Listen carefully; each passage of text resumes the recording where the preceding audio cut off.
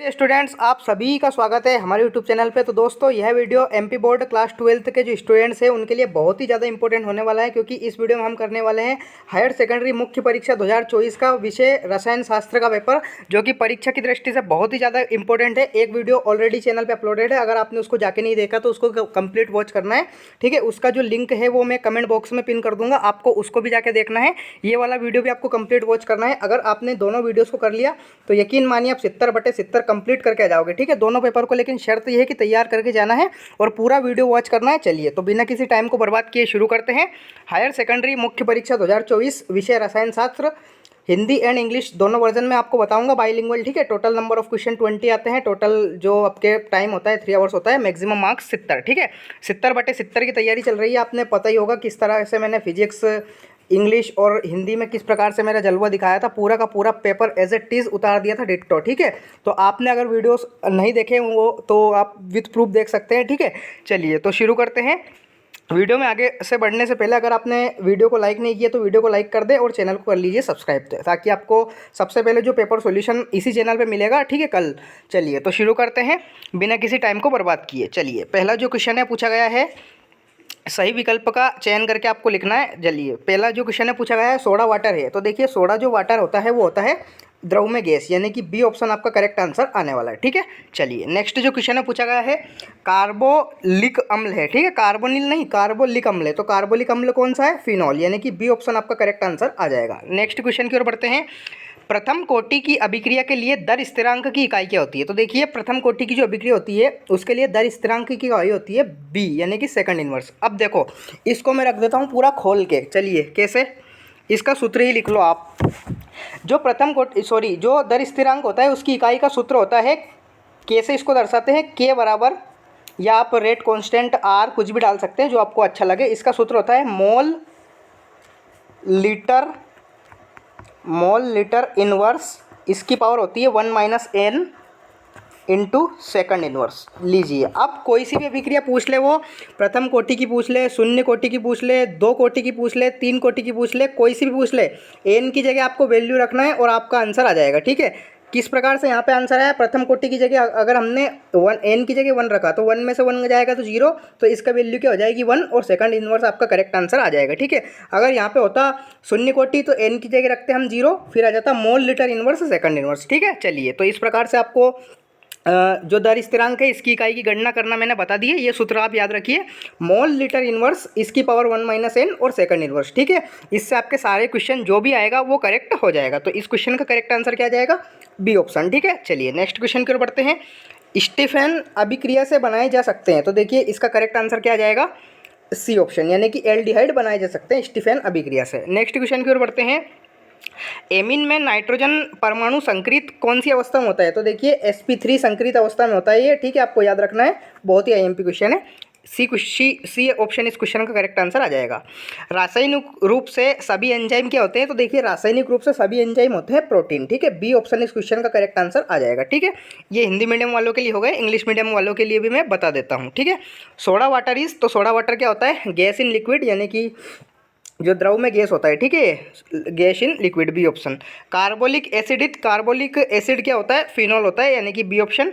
Unit of rate constant for first order reaction, तो second inverse, इसका मैंने formula already बता दिया है। क्या बताया है? एक बार और मैं लिख देता हूँ ताकि आपको याद हो जाएगा। मोल सेकंड इनवर्स, इसकी पावर होती है 1 - n और इंटू हो जाएगा आपका सेकंड इनवर्स, ठीक है। ये मोल, यहाँ पे लीटर आएगा, सॉरी, एक बार और मैं लिख देता हूँ। मोल इंटू लीटर और ये इनवर्स, ठीक है। और यहाँ पे आ जाएगा आपका 1 - n और यहाँ पे आ जाएगा सेकंड इनवर्स, ठीक है। आपको n की जगह बस वैल्यू रखनी है। अगर प्रथम कोटि की पूछे तो n की जगह 1 रख देंगे, शून्य कोटि की पूछे तो n की जगह 0 रख देंगे। इस प्रकार से आपको करना है, ठीक है।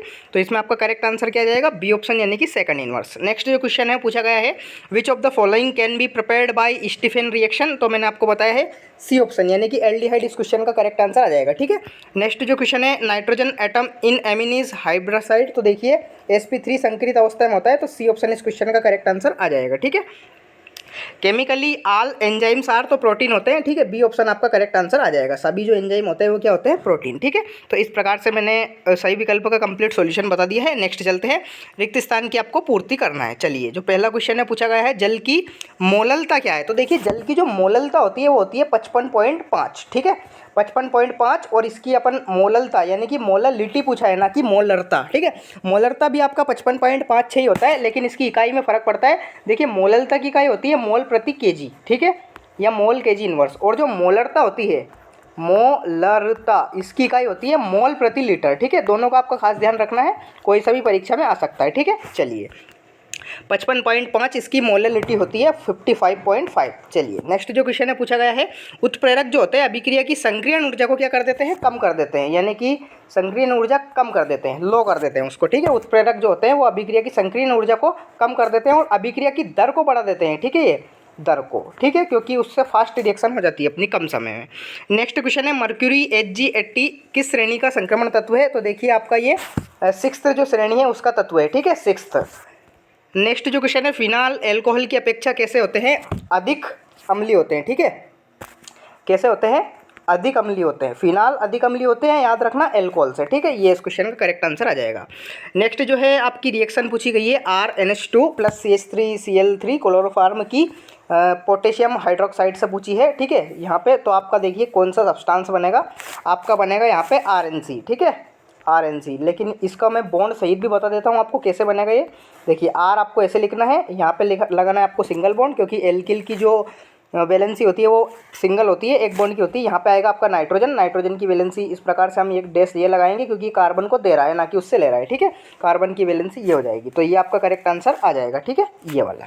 नेक्स्ट जो क्वेश्चन है, RNC इसमें आंसर आ जाएगा। नेक्स्ट जो क्वेश्चन है, अमोनियम है सिल्वर नाइट्रेट को क्या कहते हैं। मोस्ट IMP क्वेश्चन है, देखिए, टॉलेन अभिकर्मक कहते हैं, ठीक है, टोलेन अभिकर्मक, ठीक है।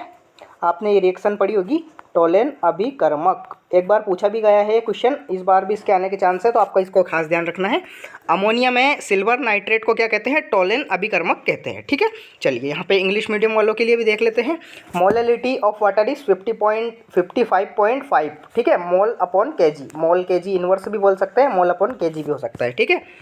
Catalyst dash activation of energy तो क्या कर देते हैं, लो कर देते हैं, लो भी लिख सकते हैं आप, या फिर रिड्यूस भी लिख सकते हैं, क्योंकि दोनों का मतलब क्या होता है, कम कर देते हैं, ठीक है।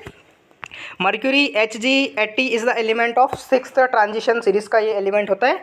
नेक्स्ट क्वेश्चन है, phenol is dash acidic then alcohol, तो ये मोर एसिडिक होता है, ठीक है। फिनोल क्या होता है, अधिक अम्लीय होता है, किससे, एल्कोहल से। ये आप मैंने रिएक्शन आपको बताई दी है, RNC इसमें आ जाएगा, ठीक है, RNC।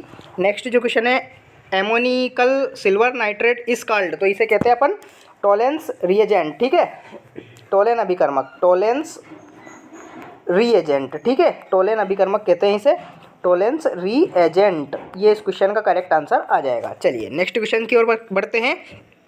सत्य सत्य आपको लिखना है। पहला जो क्वेश्चन है, क्लोरोफार्म और एसीटोन का मिश्रण आदर्श विलयन है, तो बिल्कुल ही गलत बात है। देखिए, अब मैं बता देता हूँ आपको आदर्श और अनादर्श विलयन क्या होते हैं, क्योंकि मोस्ट IMP क्वेश्चन है। देखिए, जो आदर्श विलयन होते हैं ये राउल्ट के नियम का पालन करते हैं, किसका, राउल्ट का नियम आपने पढ़ा होगा, राउल्ट के नियम का ये पालन करते हैं। जो अनादर्श विलयन होते हैं, यानी कि नॉन आइडियल जो आपके सॉल्यूशन होते हैं, वो राउल्ट के नियम का पालन नहीं करते हैं। एक अंतर तो ये आप लिख सकते हैं। दूसरा लिख सकते हैं कि जो आदर्श विलयन है ये राउल्ट के नियम से दर्शाते हैं कैसा विचलन, धनात्मक विचलन, ठीक है, धनात्मक विचलन, यानी कि पॉजिटिव डेविएशन ये शो करते हैं, धनात्मक। और जो अनादर्श होते हैं वो कैसा करते हैं, वो करते हैं ऋणात्मक, ठीक है, ऋणात्मक। अब ये जो ऊपर का मिश्रण है, क्लोरोफॉर्म और एसीटोन का मिश्रण, ये है ना आपका पॉजिटिव डेविएशन शो करता है, यानी कि धनात्मक विचलन शो करता है। अब धनात्मक विचलन अगर इसने शो किया तो ये राउल्ट के नियम का पालन करेगा, लेकिन यहाँ पे दे रखा है आदर्श विलयन है, तो बिल्कुल सॉरी, ये किस प्रकार का डेविएशन आपका ऋणायन शो करेगा, तो इसलिए इसका करेक्ट आंसर क्या आ जाएगा, इसका करेक्ट आंसर क्या आ जाएगा, फॉल्स, ठीक है, फॉल्स, ये, ठीक है, ये इस क्वेश्चन का करेक्ट आंसर आ जाएगा, क्योंकि राउल्ट के नियम का पालन नहीं करते हैं। चलिए, शुष्क सेल प्राथमिक सेल का उदाहरण है, तो बिल्कुल सही बात है। देखिए, शुष्क सेल प्राथमिक सेल का उदाहरण है, क्योंकि इसे पुनः आवेशित हम नहीं कर सकते हैं, ठीक है, ये नॉन चार्जेबल होता है। अगर यहाँ पे आ जाता अपना, जैसे कि अपने फ़ोन की बैटरी हो, नॉन चार्जेबल, ठीक है, अगर अपनी फ़ोन की बैटरी हो तो वो द्वितीयक सेल मानी जाएगी। बिल्कुल अपनी बैटरी जो होती है जिसमें पीबी की छड़ें होती है, बिल्कुल वो एक द्वितीयक सेल प्राथमिक सेल उसको मान सकते हैं। प्राथमिक सेल को हम पुनरावेशित नहीं कर सकते हैं और द्वितीयक सेल को हम आवेशित कर सकते हैं। ठीक है, तो शुष्क सेल प्राथमिक सेल का उदाहरण है, तो बिल्कुल सही बात है। ठीक है, चलिए नेक्स्ट जो क्वेश्चन है, हीमोग्लोबिन की केंद्रीय धातु परमाणु Fe होता है, तो बिल्कुल सही बात है। हीमोग्लोबिन का केंद्रीय धातु परमाणु क्या होता है? Fe। ठीक है, नेक्स्ट क्वेश्चन है Mn+2 अनुचुंबकीय व्यवहार दर्शाता है, तो ये भी बिल्कुल करेक्ट बात है आपकी। Mn यानी कि मैग्नीज जो +2 होता है अनुचुंबकीय व्यवहार दर्शाता है। ठीक है, बिल्कुल सही बात है। एल्डिहाइड और कीटोन कार्बोनिल यौगिक है, तो देखिए मैं आपको बता देता हूँ कि जिसमें अगर CO बंध आ जाए, ठीक है, ये वाला बंध, तो ये कौन सा होता है? कार्बोनिल यौगिक होता है। अब एल्डिहाइड का सूत्र क्या होता है? एल्डिहाइड का सूत्र होता है आपका CHO। ठीक है, अब CHO में CO बंध आ गया, बिल्कुल आ गया। ठीक है, C और O आ गया, तो बिल्कुल ये है कार्बोनिल यौगिक। कीटोन का तो सूत्र ही CO होता है। ठीक है, CO, तो ये इसलिए कार्बोनिल यौगिक होंगे। एल्डिहाइड भी होगा, कीटोन भी होगा, दोनों ही कार्बोनिल यौगिक होंगे। तो क्वेश्चन का करेक्ट आंसर क्या आ जाएगा? 37 क्वेश्चन का करेक्ट आंसर आ जाएगा। ठीक है, ये वाला। नेक्स्ट जो है, प्राथमिक एल्कोहल ऑक्सीकरण पर एल्डिहाइड बनाते हैं, तो ये भी बिल्कुल ही करेक्ट बात है। प्राथमिक अगर एल्कोहल हो, उनकी ऑक्सीकरण हम कर दें, ठीक है, तो बिल्कुल ये क्या बनाएंगे? ये बनाएंगे एल्डिहाइड। ठीक है, तो इसलिए इस क्वेश्चन का करेक्ट आंसर क्या आ जाएगा? क्वेश्चन का करेक्ट आंसर आ जाएगा सत्य। ठीक है, ये वाला। चलिए इंग्लिश मीडियम वालों के लिए भी देख लेते हैं। The mixture of chloroform and acetone is an ideal solution, बिल्कुल गलत बात है। नॉन आइडियल सॉल्यूशन ये होता है, असत्य आ जाएगा।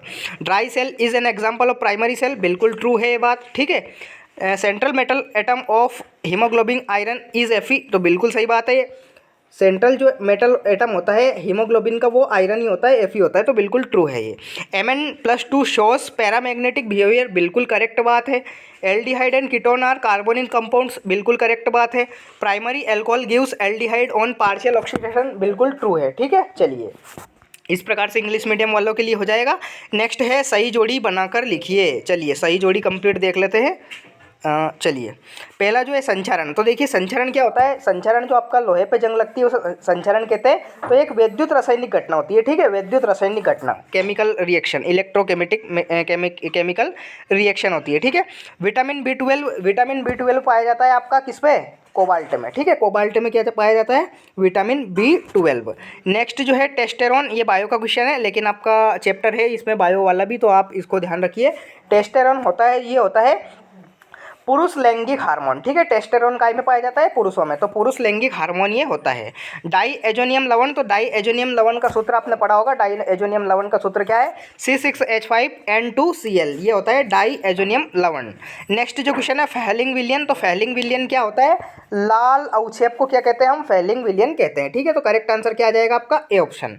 चलिए ये इस प्रकार से हिंदी मीडियम वालों के लिए हो जाएगा। इंग्लिश मीडियम वाले भी मैच कर सकते हैं, इंग्लिश मीडियम वाले यहाँ पे देख सकते हैं, इंग्लिश मीडियम वाले भी यहाँ पे मैच कर सकते हैं। मैं इनके लिए भी बता देता हूँ। ठीक है, चलिए कोरोजन क्या होती है? कोरोजन यानी कि संचरण, जो जंग लगती है आपकी लोहे पर, वो होती है इलेक्ट्रोकेमिकल फिनोमिनन, यानी कि विद्युत रासायनिक घटना। ठीक है, ये वाला। विटामिन B12 काय में पाया जाता है? विटामिन B12 पाया जाता है कोबाल्ट में। ठीक है, नेक्स्ट जो है टेस्टेरोस्टेरोन, तो ये होता है मेल सेक्स हार्मोन। ठीक है, ये वाला। नेक्स्ट जो क्वेश्चन है डाई एजोनियम साल्ट, तो इसका फॉर्मूला ऊपर दे रखा है C6H5N2Cl, ये वाला। ठीक है, नेक्स्ट जो क्वेश्चन है फैलिंग सॉल्यूशन क्या होता है?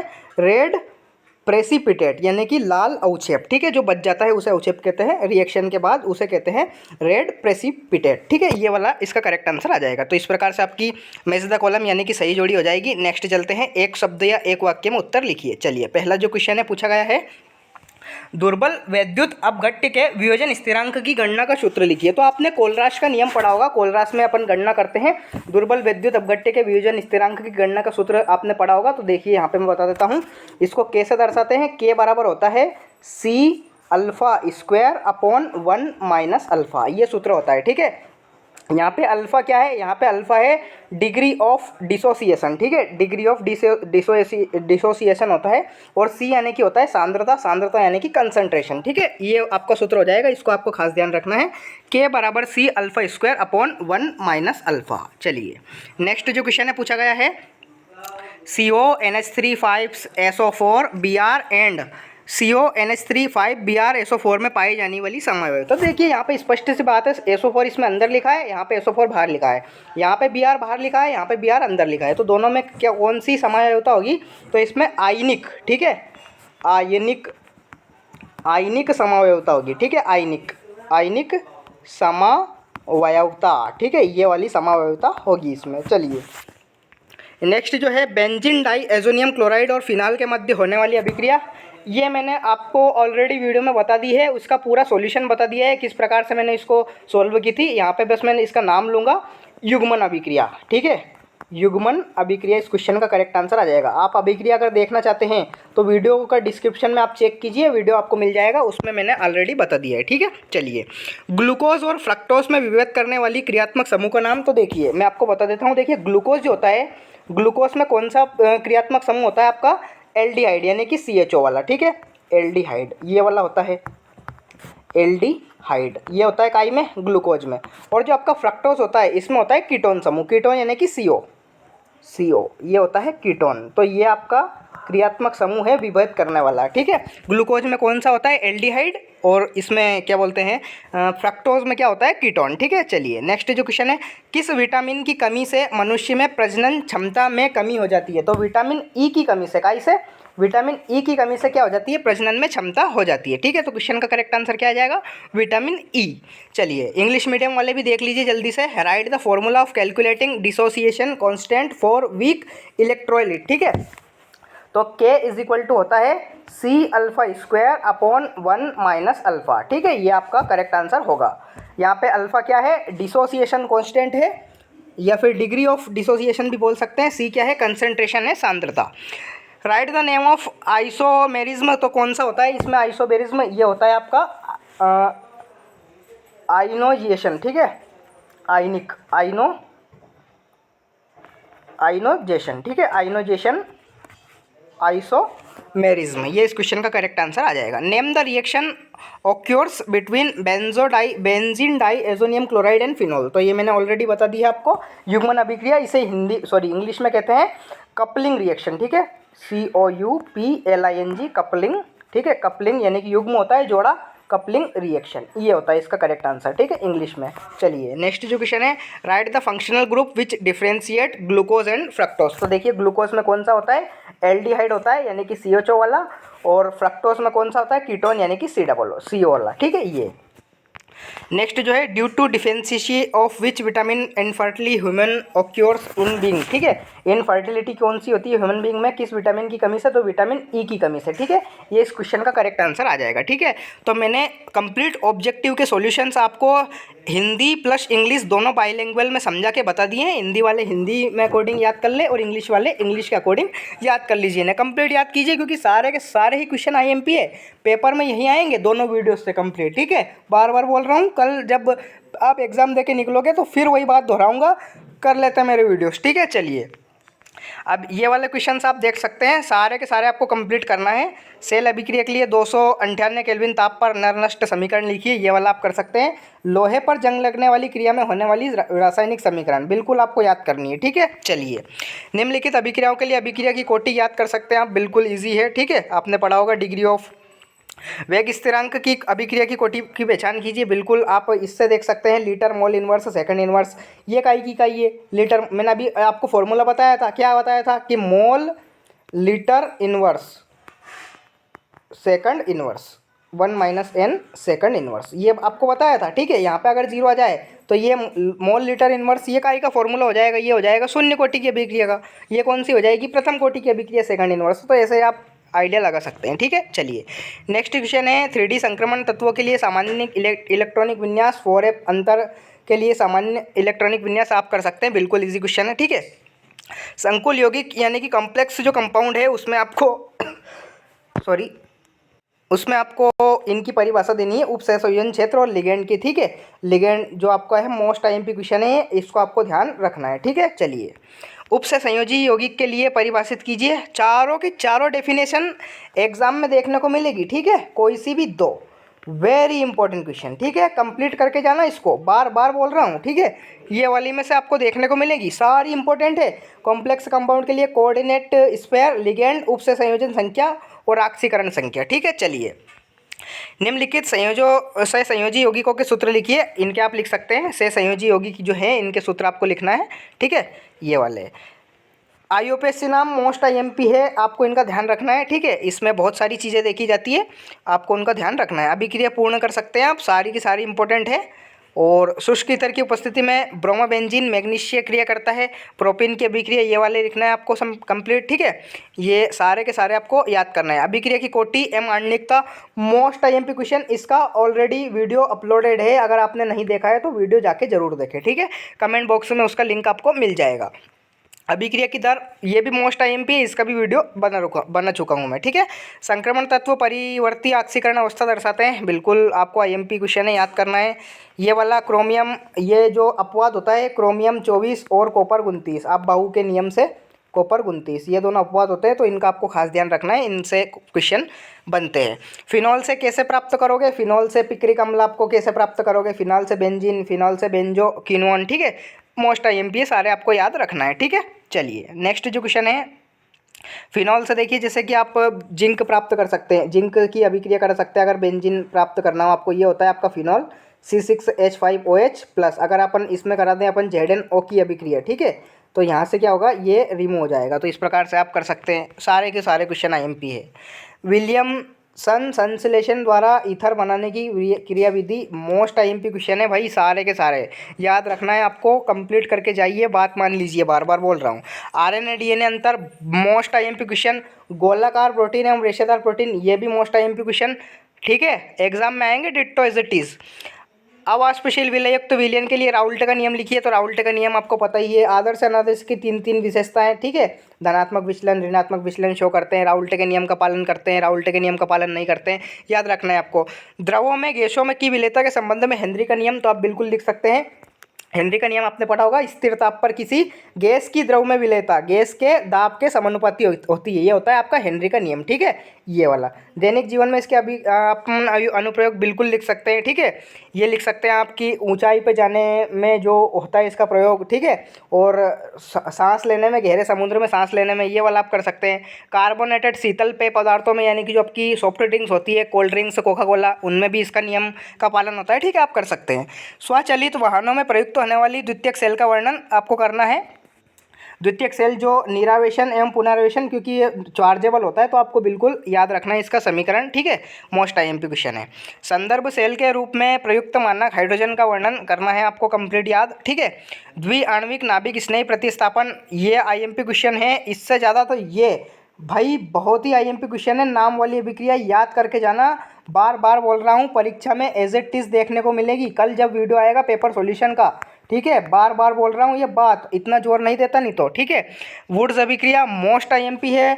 फ्रैंकलैंड मोस्ट IMP है। फिटिंग, स्वार्ट्ज, स्टीफमैन, सारी जो अभिक्रिया है आपको याद करनी है। टोलेन अभिकर्मक, सारी की सारी रिएक्शंस जो नाम वाली होती है। ठीक है, क्या होता है जब ये वाले आपको सारे के सारे क्वेश्चन करना है। ठीक है, एल डॉट संगणन मोस्ट IMP है। क्रॉस एल डॉट संगणन, ये भी मोस्ट IMP है। ठीक है, दोनों के दोनों क्वेश्चन बहुत बार एग्जाम में आए हैं और इस बार भी एग्जाम में आएंगे। ठीक है, तो इस प्रकार से मैंने क्लास 12th MP बोर्ड के जो स्टूडेंट्स हैं जिनका कल पेपर होने वाला है केमिस्ट्री का, उनके लिए ये वीडियो एक प्रकार से रामबाण होने वाला है, पेनिशिया। ठीक है, सारी बीमारियों को ख़त्म कर देगा ये एक ही वीडियो, क्योंकि अगर आपने एक वीडियो ऑलरेडी मैं बना चुका हूँ, 2 वीडियो कंप्लीट वॉच कर लिए, तो यकीन मानिए मैं तो 70/70 की गारंटी आपको दे रहा हूँ। लेकिन शर्त यह है कि पेपर को जाना है आपको कंप्लीट तैयार करके। ठीक है, वीडियो को पूरा वॉच कीजिए। समझ में ना आया हो तो कमेंट बॉक्स में ज़रूर आप बता सकते हैं। अगर आपको कोई डाउट हो तो उसे कमेंट सेक्शन में ज़रूर बताइए, मैं उसको वहाँ पे आपको समझा दूंगा। ठीक है, तो चलिए मिलते हैं नेक्स्ट वीडियो में। चैनल को सब्सक्राइब करके रखिए, सॉल्यूशन इसी चैनल पे आपको मिलेगा कंप्लीट। ठीक है, पेपर के बाद मिलते हैं नेक्स्ट वीडियो में, तब तक के लिए टाटा बाय बाय।